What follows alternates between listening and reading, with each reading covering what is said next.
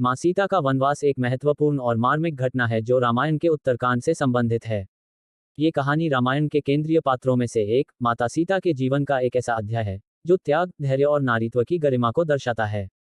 लंका के राजा रावण का वध करने के बाद भगवान राम माता सीता को लेकर अयोध्या लौटे। अयोध्या में राम का भव्य राज्याभिषेक हुआ और राम राज्य की स्थापना हुई।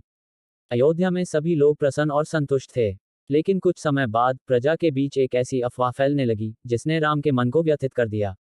अयोध्या के कुछ लोगों के मन में ये संदेह उत्पन्न हुआ कि माता सीता, जो कि रावण की कैद में लंबे समय तक रही थी, उनकी पवित्रता अब संदेहास्पद हो गई है।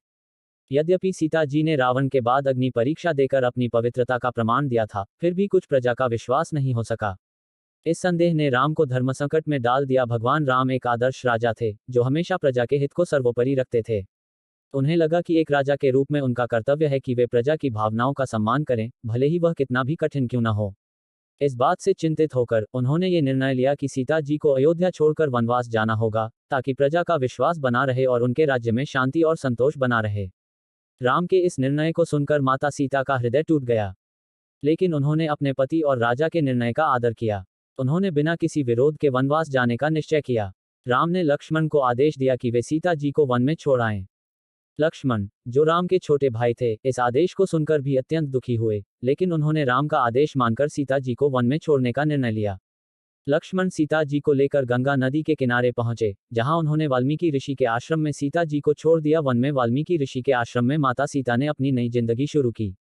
इस दौरान उन्होंने 2 पुत्रों को जन्म दिया, लव और कुश। वाल्मीकि ऋषि ने लव और कुश को शिक्षा दी और उन्हें रामायण की कथा सुनाई। सीता जी ने अपने दोनों पुत्रों का पालन पोषण किया और उन्हें धर्म, कर्तव्य सिखाया। माता सीता का वनवास न केवल उनके जीवन का सबसे कठिन समय था, बल्कि यह त्याग, धैर्य और सम्मान का प्रतीक भी है। इस घटना से राम के आदर्श राजा होने का गुण और सीता जी के आदर्श नारीत्व का प्रतीक उजागर होता है। इस कहानी में सीता जी का त्याग और सहनशीलता हमें सिखाते हैं कि सच्चे धर्म का पालन करने के लिए कभी कभी अत्यंत कठिन निर्णय लेने पड़ते हैं, जो व्यक्तिगत रूप से पीड़ादायक हो सकते हैं, लेकिन समाज और धर्म के लिए आवश्यक होते हैं।